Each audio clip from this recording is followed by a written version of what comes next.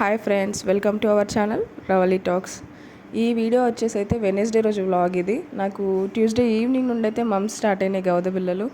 Evening కొంచెం pain ఉండే, morning లేచేసరికి కొంచెం వాపు అనేది వచ్చినాయి రెండు సైడ్ల గదవలకి.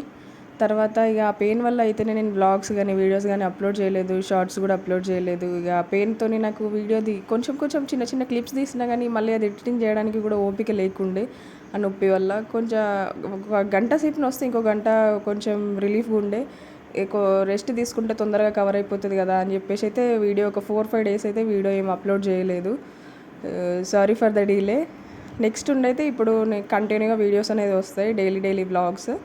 నెక్స్ట్ నాకు హెల్ప్ చేయడం కోసం అయితే మమ్మీ అయితే వచ్చింది. ఇట్లా గౌద బిళ్ళలు అయినాయని చెప్పినాను కదా.